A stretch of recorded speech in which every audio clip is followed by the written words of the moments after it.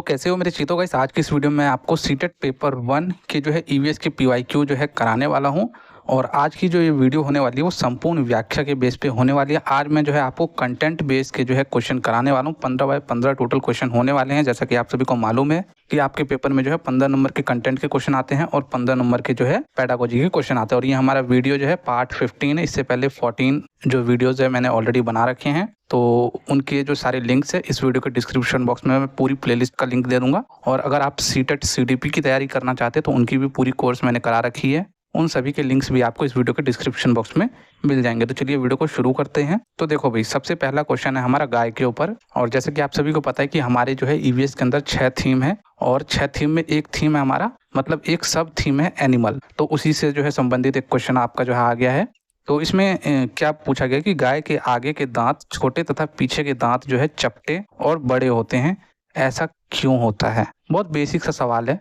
आप सभी में से मैक्सिमम बच्चे ऐसे होंगे जिनका जो है कहीं ना कहीं गांव से जो है संबंध होगा, गांव से रिलेशन होगा, गांव से लिंक होंगे, उनका खुद का गांव होगा। और बहुत से ऐसे बच्चे भी होंगे जिनके घर में गाय भी होंगी। तो इसके ऑप्शन मैं जो है आपको पढ़ के बता देता हूँ। घास कुचलने तथा घास को काटने के लिए, यानी कि जो उनके जो आगे के दांत होते छोटे और पीछे के दांत चपटे होने का क्या कारण उन्होंने बताया है कि घास को कुचलने तथा घास को काटने के लिए। तो जी नहीं, ऐसा नहीं है इसमें। उसके बाद है घास काटने तथा घास को चबाने के लिए। भाई घास को कुतरने से क्या मतलब है, वो थोड़ी कुतरता है। वो जो गाय होता है वो घास को कुतरता थोड़ी है। घास को तो भाई वो काटता है। पहले घास को जो है काटने और चबाने के लिए जो है जो उसके जो है आगे के जो दांत होते हैं वो छोटे होते हैं और पीछे के दांत चपटे। चपटे पीछे के दांत से ही तो मतलब सबसे पहले आप अगर उसको घास दोगे तो घास को क्या करेगा, वो ऐसे कच्च मारेगा ना, कच्च ऐसे करके काटेगा उसको। घास को काट लिया तो घास को काटने के बाद वो जो घास उसके मुंह में उसको अब पीछे की तरफ ले जाएगा, चपटे दांत की तरफ। चपटे दांत की तरफ ले जाने के बाद जो है वो फिर उसको जो है क्या बोलते हैं, ज्वाली या गवाली ऐसे करके कुछ बोलते हैं, वो ऐसे मुंह चलाता रहता है ना, तो फिर उसको जो है वो चबाएगा। चबाने का काम जो है वो चपटे दांतों से करता है। तो समझ गए, बहुत बेसिक सा सवाल था ये और मैक्सिमम बच्चे इसी में जो है गलती करते हैं। इसमें देख लो थर्ड ऑप्शन में क्या है, घास चबाने। आगे के दांतों से थोड़ी वो घास चबाएगा और घास काटने, और यानी कि पीछे के दांतों से वो घास जो है काटेगा। तो बिल्कुल गलत है। इसमें है घास काटने, बिल्कुल सही। और घास कुतरने, भाई कुतरने का काम नहीं करता घास। जो गाय होता है वो कुतरने का काम नहीं करता। कुतरने का जो इसमें जो है ना, घास काटने और चबाने का काम करता है गाय। तो इसका क्या है हमारा सेकंड ऑप्शन है, sniping grass and chewing grass respectively is the correct answer. उसके बाद हमारा जो है ये वेरी मोस्ट इंपॉर्टेंट क्वेश्चन है और ये नए क्वेश्चन है और ये जो है हमें जो है 2023-24 में जो हमें देखने को मिले। तो इस क्वेश्चन को आपको बिल्कुल करना है। तो आज जो है अब भारत में 10 AM का समय। 10 AM का मतलब क्या होता है, एंटी मेरिडाइन और पोस्ट मेरिडाइन का मतलब क्या होता है। AM का मतलब होता है मॉर्निंग, यानी कि रात के 12 बजे से लेकर 12 बज के जैसे ही 1 मिनट हुआ तो तब से AM चालू होके दोपहर के 11:59 तक जो है AM रहता है। जैसे ही 12 बजते हैं दोपहर के तब जो है PM चालू हो जाता है। यहाँ पे तो 10 बज रहे, तो 10 बजे तो मतलब AM सुबह है। आज ही के दिन लगभग मध्याह्न में क्या होगा, क्या समय होगा, इनमें से बताओ। अगर भारत में 10 बज रहे हैं सुबह के तो आज ही के दिन इनमें से ऐसी कौन सी जगह है जहाँ पे जो है मध्याह्न होगा। मध्याह्न का मतलब होता है कि जो आपका जो है दोपहर हो रहा होगा, नून हो रहा होगा। ठीक है भाई, चलो भाई बताते हैं। एक एक करके मैं आपको सारे जो है बता रहा हूँ, उसके बाद आप इसका जो है आंसर बताना। सिंगापुर। सिंगापुर में जो है आप सभी को मैंने पता रखा है कि UTC क्या होता है। ये बेसिकली जो UTC जो कोऑर्डिनेटेड टाइम होते हैं जिससे हम अपना जो है समय, हर देश जो अपना अपना समय मिलाता है। ज़्यादा इसमें डीप जाने की ज़रूरत नहीं है। इसमें आपको लिखना नहीं है, सिर्फ समझ आना चाहिए कि इससे जो है जैसे कि आप मतलब कि घर में किसी से बोलते हो ना कि भाई तेरे घड़ी में कितना टाइम हो रहा है, तो बोलते हैं कि 12 बज रहे हैं, तो उस हिसाब से जो है आप अपने घड़ी को भी सेट कर लेते हो। इसी तरीके से समझ लो कि एक जो विश्व स्तर पे जो है UTC का हम प्रयोग करते हैं अपने अपने देश के जो है समय को सेट करने के लिए। हमारे इंडिया का जो समय है 5.5 घंटा आगे है, यानी कि प्लस में है। तो प्लस 8 घंटे यहाँ पे जो है चल रहा होता है। और भारत से कितना, भारत से 2.5 घंटे ये जो है सिंगापुर आगे चल रहा होता है। यानी कि आज अगर भारत में 10 बज रहे हैं तो सिंगापुर में क्या बज रहे होंगे, 12:30 बज रहे होंगे, यानी कि दोपहर का समय हो रहा होगा। ये जापान लिखा है, जापान नहीं है, ये यहाँ पे सिंगापुर है, टाइपिंग में मिस्टेक हुई है। ठीक है भाई, तो इसी का हमारा यही करेक्ट आंसर है। क्योंकि पूछा ही हमसे क्या पूछा है, ये देखो ना, हमसे मध्याह्न का पूछा है ना। मध्याह्न का मतलब होता है नून। आफ्टरनून कब लगाते हो, जब 12 बज जाते हैं दोपहर के, तभी ना आफ्टरनून लगाते हो। तो यहाँ पे कितने बज रहे हैं, 12:30 बज रहे हैं। वही तो मैंने अभी आपको AM PM का मतलब समझाया था पीछे। तो यही इसका करेक्ट आंसर है। बाकी क्यों नहीं है, बाकी का भी देख लो भाई। यहाँ पे लंदन में 5 बज रहे हैं सुबह के, 5 तो AM हो गया, हमें तो PM का चाहिए था, AM हो रहा है। इन सब को देख लेना, इन सब का मतलब मैंने आपको फर्स्ट में ही बता दिया है। उसके बाद यहाँ पे जापान में 6:30 बज रहे हैं सुबह में, समझ गए। तो इसलिए जो है ये सारे ऑप्शन नहीं हुए। लेकिन इन ऑप्शन को भी आप ध्यान में रखना, क्या पता नेक्स्ट टाइम जो है, जो आपका अपकमिंग एग्जाम है उसमें जो है आपको जो है जापान पूछ ले या कुछ और पूछ ले। ठीक है, देखो भाई, असेसमेंट से जुड़े कुछ टूल्स होते हैं। तो वो कौन कौन से टूल्स होते हैं, बेसिकली मैंने आपको ये टूल्स करवा रखे हैं।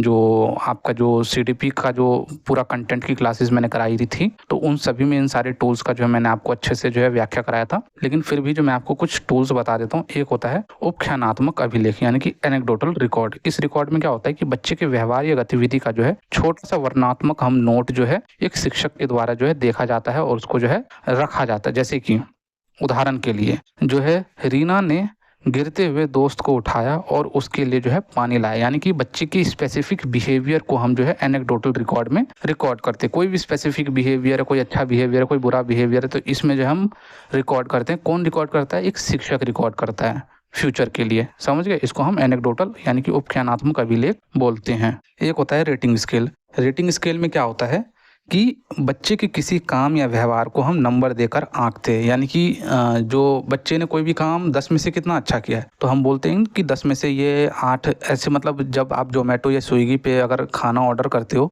या कभी मीशो पे, जो महिलाएं, काफ़ी सारी महिलाएं होती है जो मीशो का बहुत ज़्यादा यूज़ करती है, तो जब उनका ऑर्डर जब उनके घर पे आ जाता है तो उनको जो है एक रेटिंग का ऑप्शन आता है कि आप जो है हमें 5 में से कितना रेट करोगे। वही है रेटिंग स्केल।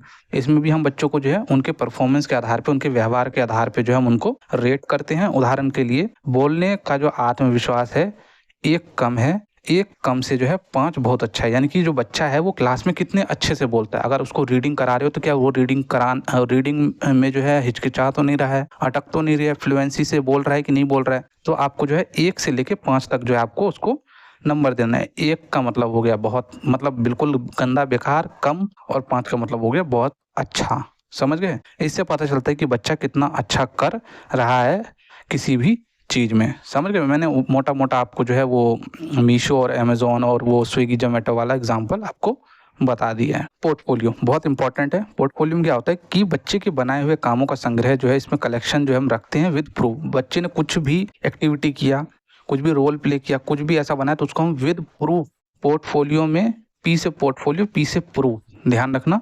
इसमें विद प्रूफ, अगर बच्चा कोई भी गेम में जो है पार्टिसिपेट कर रहा है तो उसको हम पिक्चर्स कलेक्ट कर लेंगे। उसके बाद बच्चा जो है किसी भी कंपटीशन में फर्स्ट आया, सेकंड आया, थर्ड आया, तो उसके हम पिक्चर्स कलेक्ट कर लेंगे इनाम के साथ में, और उसको जो है एक रिकॉर्ड में संभाल के रखेंगे। जैसे कि चित्र, कविता, प्रोजेक्ट, होमवर्क आदि, इन सब से संबंधित अगर कुछ भी बच्चा अच्छा करता है तो उनके हम रिकॉर्ड को रखते हैं। इससे पता चलता है कि बच्चा जो है धीरे धीरे कितना कुछ सीख रहा है। इससे हमें बच्चे के जो है परफॉर्मेंस का जो है पता चलता है। अच्छा, ये रिकॉर्ड्स हम क्यों बनाते हैं वो अभी मैं 4th ऑप्शन समझाने के बाद बताऊंगा। एक होता है अवलोकन सूची, यानी कि चेकलिस्ट। चेकलिस्ट का मतलब होता है कि चेकलिस्ट बेसिकली हम देखते हैं कि जब प्रेयर खत्म हो जाती है ना, तब हम बच्चे का जो है चेकलिस्ट हम देखते हैं कि बच्चे के नाखून कैसे बढ़े तो नहीं है, नहीं बढ़े, टिक लगा दो, नहीं बढ़े हैं। उसके बाद बच्चे का ड्रेस कैसा है, अच्छा ड्रेस है, टिक कर दो। बेकार ड्रेस है, रॉन्ग कर दो। बच्चे के हेयर कैसे है, ऑयल किया हुआ है, ऑयलिंग की हुई है कि नहीं की हुई है। इन सबको जो हम राइट या रॉन्ग में जो हम आंसर करते हैं। एक सूची जिसमें टीचर देखता है कि बच्चे ने क्या किया है और क्या नहीं किया है। उदाहरण के लिए, बच्चे को कविता याद है तो भाई टिक कर दो, नहीं याद है तो रॉन्ग कर दो। इससे बच्चों की आदत और प्रगति का जो है हमें एक शिक्षक को जो है पता चलता है। तो समझ गए। और बेसिकली ये सारे रिकॉर्ड्स और ये सारे जो है टूल्स का इसलिए हम यूज़ करते हैं ताकि जो है बच्चे के परफॉर्मेंस का पता चल सके। और जो हम रिकॉर्ड मेंटेन करते हैं, जैसे कि एनेक्डोटल रिकॉर्ड हो गया, हमारा पोर्टफोलियो हो गया, ये आगे वाली टीचर्स को जो है हम हैंड ओवर करने के लिए जो है ये सारे रिकॉर्ड्स जो है बच्चों के मेंटेन करते हैं, ताकि जो है जो बच्चा एक क्लास से दूसरी क्लास में जाए तो उन टीचर्स को ज़्यादा जो है मेहनत करने की आवश्यकता ना हो। तो इससे संबंधित एक क्वेश्चन है, पर्यावरण अध्ययन का एक शिक्षक कुछ बच्चों के गतिविधि कराने के दौरान कुछ महत्वपूर्ण घटनाओं का अवलोकन करता है तथा उसके एक वर्णनात्मक टिप्पणी भी दर्ज करता है। निम्नलिखित में से कौन सा आकलन का जो है उपकरण हो सकता है, तो ये आपको बताना है। अभी मैंने आपको पीछे सारे आकलन के तरीके, सारे टूल्स मैंने आपको अच्छे से बताए हैं। तो समझने की क्या बात है कि ये जो एक अध्यापक है, ईवीएस का जो एक अध्यापक है, वो क्या करता है कि वो कुछ बच्चों की जो है गतिविधि कराने के दौरान, यानी कि जब कुछ बच्चों के जो है गतिविधि करा रहा होता है उसके दौरान कुछ महत्वपूर्ण घटनाओं का जो है अवलोकन करता है, यानी कि क्या करता है बताओ, अवलोकन करता है तथा अवलोकन यानी कि ऑब्जर्वेशन करता है तथा उसका एक जो है वर्णनात्मक टिप्पणी भी दर्ज करता है, यानी कि उसको जो है एक छोटे से नोट में जो है लिखता भी है। तो बताओ भाई ये कौन सा आकलन का उपकरण है। पहला हमारा उपचयनात्मक अभिलेख, रेटिंग स्केल की बात यहाँ नहीं हो रही है, पोर्टफोलियो में विद प्रूफ चाहिए कुछ भी नहीं हो रही है, अवलोकन सूची चेकलिस्ट की बात नहीं हो रही, वो तो खेल के दौरान कुछ कर रहा है ना। चेकलिस्ट अवलोकन सूची में क्या होता है कि अवलोकन सूची में जो है राइट रॉन्ग, बच्चे ने जो है ड्रेस बच्चे का गंदा है तो रॉन्ग कर दो, अच्छा है तो राइट कर दो, तो वो अवलोकन सूची होता है। यहाँ पे उपख्यानात्मक अभिलेख की बात हो रही है। इसका इंग्लिश में देखें तो जो टीचर है ना ड्यूरिंग कंडक्टिंग एक्टिविटी जो है वो ऑब्जर्व करता है कुछ पॉइंट्स को, बच्चों के इंसिडेंट्स को, और उसको जो है एक डिस्क्रिप्टिव नोट्स में जो है उसको लिखता है। तो ये कौन सा टूल ऑफ असेसमेंट है, तो ये हमारा जो भाई एनेक्डोटल रिकॉर्ड है। ये सब तो मैंने आपको पीछे बता दिया, ये सब क्यों नहीं है। फोर्थ क्वेश्चन क्या बोलता है, ये हमारा कथन वाला जो है, दो कथन है, दोनों कथन के बारे में आपको बताना है। पहला कथन है अनीमिया के कारण बच्चे ठीक से बढ़ नहीं पाते और उनमें फुर्ती की कमी होती है। क्या अनीमिया सबसे पहले आपको मालूम है क्या होता है। अनीमिया का मतलब होता है जब ये बेसिकली ज़्यादातर लड़कियों में हमें देखने को मिलता है जब उनका मानसिक धर्म चल रहा होता है। मानसिक धर्म अगर मैं आपको बताऊं तो जो आपके पीरियड्स वगैरह चल रहे होते हैं उस टाइम में जो है आपको अनीमिया की दिक्कत हो सकती है। इसमें बेसिकली खून की कमी होती है। तो क्या जो है मतलब अगर ये बच्चों में होता है तो बच्चे जो है ठीक से नहीं बढ़ सकते और उनमें जो है फुर्ती भी कम होती है। तो क्या ये सही है या नहीं बताओ। तो भाई बिल्कुल ये तो सही है। अगर बच्चे में खून ही नहीं होंगे तो वो कैसे बढ़ेंगे, और वो जब उनमें खून, आप खुद सोचें जो महिलाएं होती हैं जिनमें खून की कमी हो जाती है तो वो क्या मतलब ऐसे रहती ना बिल्कुल लेजी सी, बिल्कुल आप भी रिलेट कर पा रहे होंगे कि बिल्कुल लेजी से मन ही नहीं करता होगा कोई काम करने का। तो उसी तरीके से बच्चे में भी होता है कि भाई फुर्ती की कमी हो जाती है और बच्चे बढ़ नहीं पाते हैं। तो बिल्कुल ये सही है। सेकंड क्या है, अनीमिया बच्चों को शारीरिक और दिमागी तंदुरुस्ती पर असर डाल, क्या ये सही है कि नहीं है बताओ भाई। तो भाई बिल्कुल, अगर शरीर में खून नहीं रहेगा तो शरीर आपका जो है अच्छे से जो है डेवलप नहीं कर पाएगा और आपका दिमाग भी जो है बिल्कुल खराब रहेगा। जो आप सभी जो महिलाएं हैं वो भी आप जब आपको ऐसा कुछ होता है अनीमिया वगैरह या खून वून की जब कमी होती है तो आप क्या करते हो, सारा गुस्सा किस पे निकालते हो, अपने बच्चों पे निकालते हो, छोटे छोटे प्यारे प्यारे बच्चों पे। तो भाई आपको ऐसा नहीं करना है। तो कहने का मतलब ये है कि अनीमिया में जो है ठीक से बच्चे बढ़ नहीं पाते हैं और उनमें फुर्ती की कमी रहती है और उनमें शारीरिक और दिमागी तंदुरुस्ती पे भी उनका जो है काफ़ी ज़्यादा असर पड़ता है। दिमाग उनका काम नहीं करता उतना। और अगर बच्चे कभी चिड़चिड़ेपन हो, और इनकी क्या पहचान है कि बच्चे जो है ना मतलब गोरे, बहुत ज़्यादा गोरे लग जाते हैं, मतलब दिखने लगते हैं। इसमें गोरे दिखने लगने का मतलब है अगर खून ही नहीं रहेगा तो शरीर में ऑटोमेटिक, काले बच्चों की बात नहीं कर रहा हूँ, काले बच्चे गोरे नहीं हो जाते। जो गोरे बच्चे होते हैं ना हल्के से विटिश रंग के, गेहूं रंग के, वो बहुत ज़्यादा आपको जो है गोरे गोरे दिखने लगेंगे। तो समझ जाना इनमें जो है खून की कमी है। तो उनको थोड़ा सा घरेलू उपचार और साथ में मेडिकल ट्रीटमेंट भी बहुत ज़रूरी है करवाना।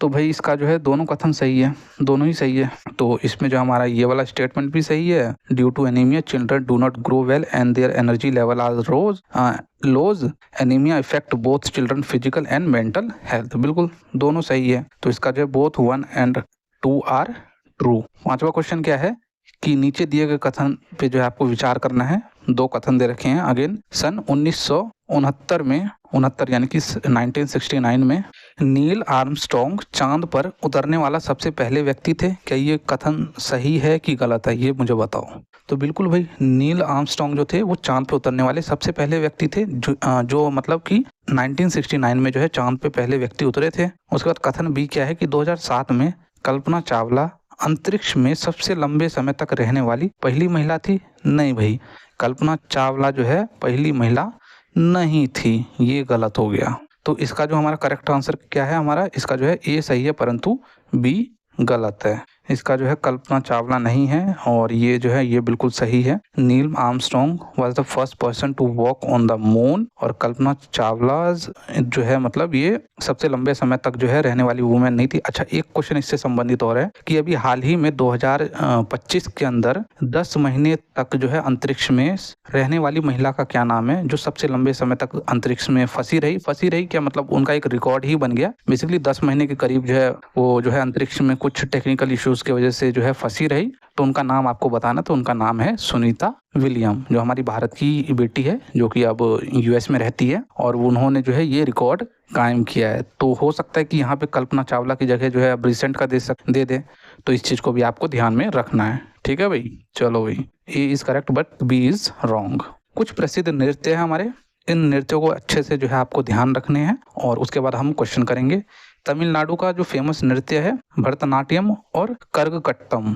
करगकट्टम क्या क्या नाम है? उत्तर प्रदेश में कथक है, असम में बिहू और सत्रिया, महाराष्ट्र में लावनी, केरल में कथकली मोहिनीअट्टम, उसके बाद आंध्र प्रदेश में कुचिपुड़ी, उड़ीसा में ओडिसी मणिपुरी, ठीक है, गुजरात में गरबा, पंजाब में भांगड़ा गिद्दा, राजस्थान में घूमर, जम्मू कश्मीर में राव, उत्तराखंड में डोली या हुडका, और उसके बाद कर्नाटक में यक्षगान, उसके बाद बिहार में झिझिया या जाट जट्टीन या सामा चकवा। सामा चकवा क्या होता है बताओ भाई? सामा चकवा किन का त्यौहार होता है? बेसिकली भाई बहनों का त्यौहार होता है, और बहुत मज़ा आता है। मॉर्निंग के टाइम जो है मतलब 3 बजे जो हम पोखर के पास जाते हैं, और फिर पोखर के पास हम मिट्टी के जो छोटे छोटे मतलब एक सामा बनाते, एक चकवा बनाते। जो बिहार के जो नॉर्थ ईस्ट के जो बच्चे होंगे ना वो समझ पा रहे होंगे सामा चकवा में क्या होता है। और फिर वहाँ पे जो है फिर बहुत कुछ करते हैं यार, मेरे को ध्यान नहीं है उतना, काफ़ी 15-20 साल हो गए सामा चकवा खेले हुए।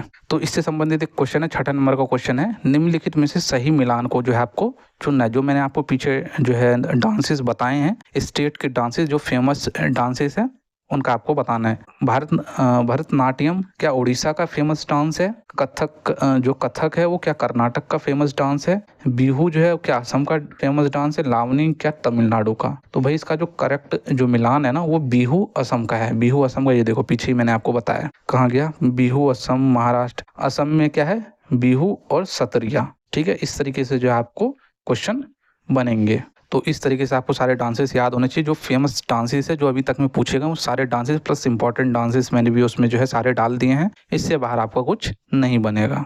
उसके बाद क्वेश्चन नंबर 7 है, मोहन कक्षा 5 का एक पर्यावरण अध्ययन का एक शिक्षक है, वह अपनी कक्षा में निम्नलिखित गतिविधि को श्याम पट्ट पे लिखता है। यानी कि कुछ गतिविधि है उसको जो अपने ब्लैक बोर्ड पे लिखता है। वो अपने माता पिता और दादा दादी के समय पानी की उपलब्धता के बारे में पता करे तथा उनके वर्तमान स्थिति की तुलना करें। यानी कि जो है एक गतिविधि लिखता है, और उसमें क्या लिखता है कि जो है बच्चों को कहता है कि आप जो है अपने माता पिता से जो है या दादा दादी के समय की जो पानी की उपलब्धता, यानी कि उस समय में जो है पानी कितना पानी आता था, और आज के वर्तमान स्थिति के अनुसार जो उसकी तुलना करे। उपरोक्त गतिविधि के लिए निम्नलिखित में से कौन सी सबसे उपयुक्त रणनीति होगी, ये आपको रणनीति बतानी है। क्वेश्चन समझ में आ गया? चलो भाई रणनीति देख लेते हैं। पहला है हमारा परियोजना कार्य, दूसरा है चर्चा करना, तीसरा है साक्षात्कार, और भूमिका निर्वहन। तो बताओ भाई इनमें से सबसे बेस्ट तरीका कौन सा होगा जो बच्चे जो है इस चीज़ों को जो है पता करेंगे और उसकी जो है फिर तुलना वर्तमान स्थिति से करेंगे।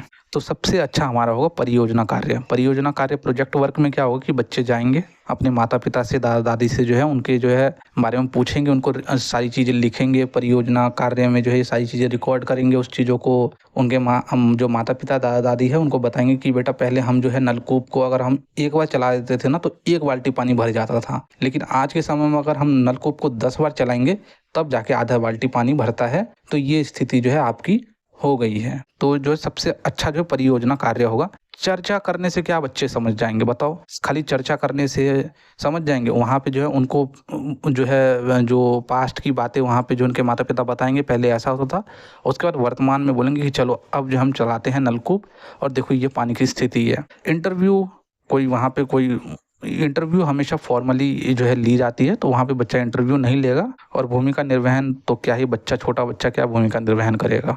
तो ये क्वेश्चन आप समझ गए हो, ठीक है। क्वेश्चन के बाद आंसर ये आपका प्रोजेक्ट है, डिस्कशन, इंटरव्यू, और इसका जो बेस्ट आंसर है वो हमारा प्रोजेक्ट मेथड है। उसके बाद हमारा नेक्स्ट क्वेश्चन 8वां क्वेश्चन है, एक व्यक्ति मृत सागर या खाड़ी झील में नहीं डूबेगा भले ही वह जो है तैरना जानता हो या ना जानता हो, इसकी वजह क्या है? ये जो है इससे पहले वाले जो प्रीवियस जो मैंने आपको जो है वीडियो कराया उसमें भी सेम क्वेश्चन आया था। तो मेरे कहने का मतलब ये है कि भाई क्वेश्चन रिपीट होते हैं तो आपका PYQ लगाना बहुत इंपॉर्टेंट है। कई बच्चे सोचते हैं कि खाली जो है सिलेबस कंप्लीट करो और PYQ को जो है स्किप कर दो। तो ध्यान रखना जो एग्जाम हॉल में ना आपको नंबर स्किप कर देगा एग्जामिनर, ये चीज़ ध्यान रखना। तो भाई पहला है हमारा समुद्र के पानी की मात्रा। पानी की मात्रा समुद्र में तो ऑटोमेटिक बहुत ज़्यादा मात्रा होती है, तो क्या मतलब इस वजह से हम डूबेंगे नहीं। आप एक बार जाके अपने छोटे से पोखर में जाके देखना, वहाँ पे जाना, वहाँ डूब जाओगे। तो ये तो कोई रीज़न नहीं कि समुद्र में पानी की मात्रा ज़्यादा होती है, कम तो होती नहीं है। तो भाई ज़्यादा मात्रा है तो डूबेंगे ही बंदे, कम पानी में भी डूबते हैं। उसके बाद है समुद्र में पानी का जो है उच्च घनत्व, यही इसका जो है करेक्ट आंसर, यानी कि हाई डेंसिटी जो है होता है समुद्र का जो पानी जो है काफ़ी ज़्यादा, उसमें जो है हाई डेंसिटी का मतलब होता है कि मैंने आपको पीछे वाली वीडियोस में भी बताए थे कि उसमें जो है 1000 यानी कि 1000 कह रहा हूँ, बार बार 1000 बोल देता हूँ मैं, 1 लीटर जो है पानी में जो है 300 ग्राम नमक होता है, जिससे जो उस पानी का जो घनत्व होता है ना, जो डेंसिटी होता है, काफ़ी ज़्यादा बढ़ जाता है इंसान के डेंसिटी से। ठीक है, तो इसलिए जो है इंसान नहीं डूब पाता है। समुद्र के पानी का जो निम्न घनत्व होगा तो इंसान डूब जाएगा। समुद्र के पानी का ना उच्च ना, ये तो न्यूट्रल हो गया, तो ये तो नहीं होगा, ये भी नहीं होगा। इसका सेकंड ऑप्शन बिल्कुल करेक्ट है। Second option is the correct answer. इसका high density of sea water की हाई डेंसिटी इसलिए क्योंकि उसमें जो है नमक की जो है मात्रा, जैसे कि मैंने आपको बताया ना कि 1 लीटर पानी में 300 ग्राम नमक के करीब जो है मृत सागर में आपको जो है देखने को मिलेगा। डेड सी इसको हम बोलते हैं। 9वां क्वेश्चन क्या है, एनसीईआरटी के पर्यावरण अध्ययन को 5वीं कक्षा की पाठ्य पुस्तक में पाठ 13 गौरव जानी के अद्भुत यात्रा का वर्णन करती है। अब ये पाठ 13 जिसने पढ़ रखी होगी वही इसका जो है आंसर दे पाएगा, ऐसा नहीं है। आप अपने खुद के लॉजिक भी लगाओगे ना, तब भी इसका जो है आंसर दे पाओगे। वैसे तो मैंने आपको जो है एक वीडियो में, हमेशा मैं आपको हर वीडियो में बोलता हूँ कि भाई ईवीएस में अच्छे अंक चाहिए आपको, तो आपको 2018 से लेके अभी तक के जितने मैंने आपको पीवाईक्यू कराने हैं वो सारे कर लो, और उसके बाद जो है सिर्फ और सिर्फ तीसरी, चौथी, पाँचवीं की जो है एक्सटेंसिव रीडिंग लगा लो, बस। इससे ज़्यादा कुछ नहीं करना है आपको, और ना ही इससे बाहर कुछ आपका आने वाला है। तो वही क्वेश्चन में क्या था कि कक्षा 5वीं की जो पाठ्य पुस्तक में पाठ 13 है गौरव जानी की अद्भुत यात्रा का जो है वर्णन करती है, यानी कि ट्रेवल थीम से जो है लिया गया है। यह पाठ निम्नलिखित में से कौन से थीम का हिस्सा है? इस चैप्टर में जो आपको जो है पार्ट 13 में जो है, ये जो पार्ट 13 का जो चैप्टर है ये आपका जो है बेसिकली शेल्टर से संबंधित, यानी कि आवास से संबंधित है। जब इस चैप्टर को पढ़ोगे ना तो वहाँ पे सब कुछ जो है आपको आवास के बारे में देखने को मिलेगा, किस तरीके से जो वो घर में जाते हैं, इस तरीके से ऐसे करके वो आप पढ़ लेना। ठीक है भाई। तो जो गौरव जानी जो है, गौरव जानी का जो है शेल्टर से संबंधित है ये चैप्टर। उसके बाद 10वां है, उबला हुआ दूध पेट में पचने में कितना समय लेता है? तो भाई ये तो बिल्कुल यूनिक क्वेश्चन है। मैंने आपको बताया ना कि कोई भी अगर आपको बोले कि ईवीएस में आपको 30 हम दिलवा देंगे, दैट मीन्स वो आपके साथ छलावा कर रहा है। उसकी बातों को बिल्कुल नकार दो। मतलब आते होंगे 30 में 30, लेकिन कुछ ऐसे क्वेश्चन भी आ जाते हैं जिनके आंसर बिल्कुल फैक्चुअल होते हैं। तो भाई उबलता हुआ दूध जो है पेट में पचने में कितना समय लगता है? तो बताओ इसका आंसर। इसका आंसर है आपका 2 घंटा जो है इसमें जो है समय लगता है उबलता हुआ दूध पेट में पचने में। अब इसका जो है क्या एक्सप्लेनेशन मैं आपको बता देता हूँ। दूध एक तरल पदार्थ व हल्का पदार्थ होता है, आप सभी को मालूम है, जिसमें जो है बेसिकली प्रोटीन, जिसको हम कैसीन, फैट और लैक्टोज जो है पाए जाते हैं, जो आसानी से जो है पच जाते हैं। जब भी तो 2 घंटे में ये जो है चीज़ें पच जाती है। दूध में क्या क्या चीज़ें पाई जाती है? प्रोटीन, फैट और कोलेस्ट्रॉल नहीं, लैक्टोज पाई जाता है। लैक्टोज, कोलेस्ट्रॉल बोल रहा हूँ। उबलता हुआ दूध को पचने में लगभग 2 घंटे का जो है समय लगता है। ठोस भोजन की तुलना में तरल पदार्थ जो है जल्दी पच जाता है।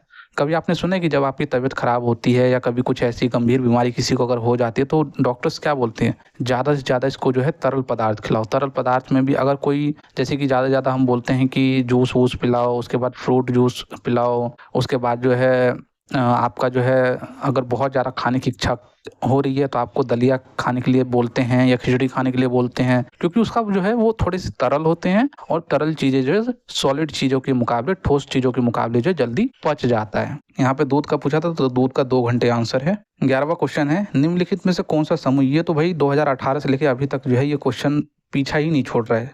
मतलब सीबीएसई वालों को इतना पसंद आ गया ऐसे क्वेश्चन, बस इसी में थोड़ा सा घुमा फिरा के जो है ना क्वेश्चन को बना देते हैं। निम्नलिखित में से कौन सा समूह जो है केवल तत्वों से बना है? केवल जो है तत्वों से, केवल एलिमेंट से बने, वो आपको जो है बताना है। ये आपके सामने ऑप्शन है। चलो भाई इसके एक्सप्लेनेशन हम देख लेते हैं। पहला है टीन, लिथियम और सोडियम। टीन क्या होता है? तत्व होता है एक। लिथियम तत्व होता है। सोडियम भी एक तत्व होता है। तो पहला ही आंसर आपका सही है। बाकी चीज़ें भी मैं आपको बता देता हूँ, अगर वो तत्व के अलावा कुछ अतत्व पूछ ले तो वो भी चीज़ें आपको मालूम होनी चाहिए। सेकंड ऑप्शन में क्या था? Sodium, brass, potassium. जो ब्रास है वो एक मिश्रित धातु है जो कि कॉपर और जिंक से बनता है। ठीक है, ये चीज़ें भी आपको ध्यान में रखनी है। जो ब्रॉन्ज है, कॉपर एल्यूमिनियम है। जो ब्रॉन्ज है वो एक मिश्रित एक एलॉय धातु है। ठीक है। जो स्टील और आयरन और जिंक है, स्टील एक मिश्रित धातु है जो कि आयरन और कार्बन से बनता है। तो इन पॉइंट्स को भी आपको ध्यान में रखना है, क्योंकि इनसे भी क्वेश्चन बन सकते हैं। बार बार थोड़ी कि वही पीछे वाला ही देगा वो।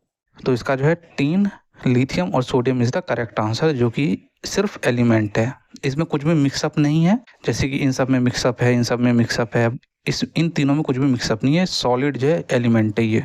12वां क्वेश्चन बहुत इंपॉर्टेंट है और ये ट्रैवल से संबंधित आपका जो है क्वेश्चन है और ये आपको जो है पूछा जाएगा। ये लेटेस्ट सवाल मैं आपको जो लेटेस्ट PYQ करा रहा हूँ 2024 वाले, तो जो है ये 2025 में भी जो है आपसे डेफिनेटली पूछा जाएगा। तो चलो भाई इसका तरीका बता देता हूँ किस तरीके से करना है। सबसे पहले क्वेश्चन समझ में आना चाहिए आपको। एक व्यक्ति जो है 30 जनवरी 2023 को नई दिल्ली स्टेशन से बेंगलुरु के लिए ट्रेन जो है लेता है। ट्रेन जो है नई दिल्ली से जो है 17 घंटे पर चलती है। 17 घंटे का मतलब होता है 17 घंटे में 12 घंटे माइनस कर दो, आपका जो है 5 घंटे आएगा, यानी कि 5 बजे जो है ये आपकी ट्रेन चलती है। 5 बजे कब? 5 बजे कब? ये शाम के टाइम चलती है 5 बजे। और 17 घंटे पर 31 जनवरी 2023 को ही जो है बेंगलुरु पहुंच जाती है, यानी कि 17 बजे चलती है और 17 ही बजे यानी कि 5 ही बजे जो है 31 जनवरी को जो है ये बेंगलुरु पहुंच जाती है। और चलती कब है? 30 जनवरी को। यदि नई दिल्ली और बेंगलुरु के बीच की दूरी का लगभग जो है 1776 किलोमीटर है, तो ट्रेन की पूरी यात्रा का औसत गति क्या होगा? यहाँ पे आपको गति पूछा है। तो चलो भाई गति पूछा तो हमें क्या दिक्कत है, हमें तो सब कुछ कंसेप्ट क्लियर है ना। तो सिर्फ इतने में आपका जो है आंसर आ जाएगा। क्या आपको ध्यान में रखना है? सबसे पहले आपको जो है समय निकाल लेना है कि 30 जनवरी से लेके 31 जनवरी जो है आपका कुल समय 24 घंटा होता है। और आपको डिस्टेंस कितना दे रखा है? डिस्टेंस आपका जो है 1776 किलोमीटर दे रखा है। और आपको क्या निकालना है? गति निकालना है, यानी कि स्पीड। स्पीड का फॉर्मूला क्या होता है? Distance upon time. डिस्टेंस आपके पास है, टाइम आपके पास है, बस दोनों को डिवाइड कर दो, आंसर आ जाएगा। तो बताओ भाई क्या आंसर आप आ रहा है? 1776 में 24 डिवाइड करोगे तो आपका जो है 74 किलोमीटर प्रति घंटा जो है जो ट्रेन की जो है स्पीड थी, यही इसका करेक्ट आंसर है। ये आपका जो है इंग्लिश में इसको पढ़ लेना अच्छे से, मैंने पीछे एक्सप्लेन कर दिया। 74 किलोमीटर पर हार is the correct answer of this question. उसके बाद जो है चिड़िया और उनके घोंसले के बारे में जो है बहुत ज़्यादा पेपर में पूछे जा रहे हैं। बहुत इंपॉर्टेंट टॉपिक है, इसको जो है जो भी मैं इंपॉर्टेंट बता रहा हूँ उन सभी को जो है नोट डाउन कर लेना बिल्कुल इस वीडियो के बाद। इस वीडियो को अगर समझ एक बार में ना आए, 2 बार देख लो, 3 बार देख लो, 4 बार देख लो, लेकिन भाई इससे आसान कुछ आपको जो है देखने को कहीं नहीं मिलेगा। तो देख लेते हैं भाई चिड़िया और उनके घोंसले के बारे में। दर्जन चिड़िया यानी कि टेलर बर्ड पत्तों को सिल के जो है अपना घोंसला बनाती है। इनकी जो चोंच होती है ना वो सुई जैसी होती है, जिससे वह जो है पत्तों में जो छेद करके जो है सिल के जो अपना घोंसला बनाती है। इससे यह जो अपना घोंसला है झाड़ियों या पेड़ों की डालियों पे जो है, यह जो दर्जन चिड़िया होती है कहाँ पे अपना घोंसला बनाती है? झाड़ियों या पेड़ों के डालियों पे जो है ये जो अपना घोंसला बनाती है। समझ गए दर्जन चिड़िया के बारे में, टेलर बर्ड के बारे में। कल चिड़ी, वीवर बर्ड को हम बयां चिड़िया, कल चिड़ी, जुलाहा चिड़िया या वीवर बर्ड भी कहते हैं। आपको कभी कलचिड़ी लिख के दे देगा, कभी जुलाहा दे देगा, कभी बयां दे देगा, कभी वीवर दे देगा, हिंदी में भी वीवर ही लिख के दे देगा। तो सीटेट वालों को कोई जो है कोई जात धर्म कुछ ऐसा कुछ नहीं होता है, तो उसी अकॉर्डिंग जो है आपको भी जो है तैयारी करके चलनी है। इनमें जो होता है क्या होता है कि जो नर बयां होता है ना, क्योंकि पक्षी में भी एक मेल होता है, कबूतर में भी एक मेल कबूतर होगा, एक फीमेल कबूतर होगा। ऐसा तो नहीं है कि कबूतर जो है मतलब सिर्फ मेल ही होंगे या फीमेल ही होंगे। तो इसी तरीके से जो वीवर बर्ड होते हैं ना, उसमें जो मेल चिड़िया होता है ना, वो जो है ना काफी अच्छे सुंदर बारीकी से जो है क्या है अपने घोंसले बनाते हैं। और जो इनकी जो फीमेल जो होती है ना, अब वो जो क्या करती है, वो फीमेल जो चिड़िया होती है, फीमेल जो वीवर बर्ड होती है, वो आती है और जो सबसे सुंदर घोंसला होता है ना, उसमें जाके जो सिर्फ अंडे देने का काम करती है। यह घोंसला आमतौर पे तालाबों या खेतों के आसपास जो है पेड़ों पे लटकता हुआ जो है बनाते हैं। समझ गए? सनबर्ड, जिसको हम शकरखोड़ा भी बोलते हैं, एक छोटी रंग बिरंगी जो है बहुत फुर्तीली चिड़िया होती है जो फूलों के रस को जो है पीती है। बोरी नुमा यानी कि थैले जैसा जो है ये अपना घोंसला बनाती है और टहनियों से लटकता हुआ इनका जो है घोंसला होता है। बसंत गोरी, इंडियन पैराडाइज फ्लाई कैचर, ये जो है इसे दूर दराज भी कहते हैं, दूर दराज चिड़िया भी इसको जो हम बोलते हैं। ये लंबी पूंछ वाला जो है सुंदर पक्षी होता है। आपने देखा होगा कि एक पक्षी होता है जो रंग बिरंगा होता है, उसकी लंबी पूंछ होती है, वो वसंत गोरी ही होती है। इनका जो घोंसला होता है प्याले जैसा जो है यानी कप्ड शेप का जो है इनका घोंसला होता है। यह घोंसले ऊंचे पेड़ों की पत्ती शाखाओं पे जो है ये बनाते हैं। घोंसले में जो है तिनके, घास और मकड़ी के जाले का जो है उपयोग किया जाता है। यानी कि इन चिड़ियों के द्वारा ये अपना घोंसला किस तरीके से बनाते हैं, तो तिनके, घास और मकड़ी के जालों का जो है उपयोग करके जो है अपना घोंसला बनाते हैं। कहाँ पे बनाते हैं? पेड़ों की पतली शाखाओं पे, जहाँ पे इंसान की पहुंच ना हो। इससे संबंधित एक क्वेश्चन है। 2 भारतीय पक्षी है, एक वृक्ष या झाड़ियों की डाली पे जो है अपना घोंसला लटकता हुआ घोंसला बनाती है। ये 2 भारतीय पक्षी कौन है, ये आपको जो है बताना है। अभी मैंने पीछे ही आपको बताया है कि जो पक्षी है वो जो आपको जो है जो वीवर बर्ड है वो आपको जो है दिखेंगी कि लटकता हुआ जो है घोंसला बनाती है। तो बताओ भाई इसका करेक्ट आंसर 13 का जो है करेक्ट आंसर क्या है। तो इसका जो 13 का जो करेक्ट आंसर है, एक सकड़ खोड़ा है और एक दर्जन चिड़िया है। सकड़ खोड़ा दर्जन चिड़िया कैसे, देख लो भी, बसंत गोरी नहीं है, सकड़ खोड़ा है। देखो टहनी पे लटकता हुआ घोंसला बनाती है सनबर्ड, सकड़ खोड़ा। और जो सनबर्ड है, सनबर्ड ये वीवर बर्ड कहाँ बनाती है अपना घोंसला, आमतौर पे जो है खेतों के पास पेड़ों पे लटकता हुआ। तो इस तरीके से जो है पेपर में आपसे क्वेश्चन पूछे जाएंगे। जब तक आपको सभी चिड़ियों के बारे में, सभी चिड़ियों के घोंसलों के बारे में नहीं पता होगा, आप नहीं कर पाओगे ऐसे क्वेश्चन। तो इसलिए जो मैं आपको बोलता हूँ कि इन सभी क्वेश्चन को आप अच्छे से किया करो। उसके बाद इस वीडियो का हमारा सेकंड लास्ट क्वेश्चन है कि बच्चा विभिन्न कौशल कार्यों जैसे कि खेती और दैनिक जीवन में उनकी जो है विरासत बुजुर्गों से का जो है वर्णन करता है। उपयुक्त कथन क्या है, बताओ भाई उपयुक्त कथन क्या है जिसमें जो बच्चा है खेती और दैनिक कार्य जीवन में उनकी विरासत से जुड़े जो है चीजों का जो है वर्णन करता है। ये क्या है, ये कथन क्या है, यह कथन आपको बताना है। सीखने के उद्देश्य, दक्षता कथन, सीखने के प्रतिफल, सीखने के प्रतिफल का मतलब होता है लर्निंग आउटकम्स, या सीखने के सूचक। इसका जो करेक्ट आंसर वो हमारा थर्ड आंसर है। कैसे थर्ड आंसर मैं आपको बता देता हूँ। बच्चा क्या बोलता है कि यहाँ पे बच्चा जो है विभिन्न कौशल के कार्य जैसे कि खेती और दैनिक कार्य जीवन में उनकी विरासत का जो है वर्णन करता है। यानी कि बच्चे ने पहले उस चीजों को सीखा तभी ना उस चीज का वर्णन कर रहा है। यानी कि अभी आप जो है PYQ लगा रहे हो, ठीक है, ध्यान से समझना, ये क्वेश्चन बड़ा ट्रिकी है। अभी PYQ लगा रहे हो, उसके बाद जो है फिर आप जो है क्वेश्चन पेपर निकालोगे और फिर आप जो है खुद से उसको जो है मॉक टेस्ट उसमें लगाओगे। तो क्या है, जो आपने सीखा है इसको आप जो है देख रहे हो कि कितना आपको आया है, यानी कि वो उसका कितना लर्निंग आउटकम्स आपको जो है मिल रहा है। तो इसलिए जो थर्ड ऑप्शन इसका करेक्ट है। यहाँ पे भी लर्निंग आउटकम्स जो है इसका थर्ड ऑप्शन करेक्ट है। ठीक है भाई, इस वीडियो का लास्ट क्वेश्चन बहुत मोस्ट इंपॉर्टेंट क्वेश्चन है। ये भी बहुत रिपीटेड क्वेश्चन है। बंगाल की खाड़ी पर समुद्र तट वाला राज्य या केंद्र शासित प्रदेश निम्नलिखित में से कौन सा है, ये आपको बताना है। इसको मैप के थ्रू मैं आपको अच्छे से बताऊंगा। केरल, आंध्र प्रदेश, तेलंगाना या कर्नाटक। चलो भाई, बंगाल की खाड़ी का पूछा है ना, तो बंगाल की खाड़ी के तरफ किस तरफ है भाई, केरल, आंध्र प्रदेश। देखो भाई केरल किस तरफ है, केरल इस तरफ है, केरल गया। आंध्र प्रदेश इस तरफ है और बंगाल की खाड़ी इस तरफ है, तो आंध्र प्रदेश हो सकता है। उसके बाद एक तेलंगाना है, तेलंगाना तो है लेकिन यहाँ से जो है समुद्र के तट से तो नहीं टच हो रहा है ना, तो इसलिए तेलंगाना भी नहीं होगा। उसके बाद क्या पूछा है, उसके बाद पूछा है इन्होंने कर्नाटक। तो देखो भाई कर्नाटक भी इस तरफ है, यानी कि इस तरफ। क्या है इस तरफ, बताओ भाई। यहाँ तो बंगाल की खाड़ी है, यहाँ पे क्या है, अरब सागर, ये इस तरफ है भाई। तो ये भी कर्नाटक भी नहीं होगा। तो हमारा करेक्ट आंसर हमारा आंध्र प्रदेश जाएगा, क्योंकि आंध्र प्रदेश ही जो है बंगाल की खाड़ी के जो है तटवर्ती राज्य है। समझ गए, तो ये आपका करेक्ट आंसर हो जाएगा। आज की वीडियो में इतना ही। जो भी नोट्स वगैरह है हमारे टेलीग्राम पे हमारे अपलोडेड रहते हैं। जितने भी प्रीवियस ईयर के क्वेश्चन वगैरह अगर आपको लगाने हैं, ये CDP के जो मैंने ई बुक पब्लिश कर रखे हैं वो सभी पिन कर रखे हैं मैंने। वहाँ पे जाओगे, पिन पे जाओगे तो जितने भी नोट्स वगैरह हैं सब कुछ वहाँ मिल जाएगा। आज की वीडियो के लिए इतना ही। जय हिंद, जय भारत।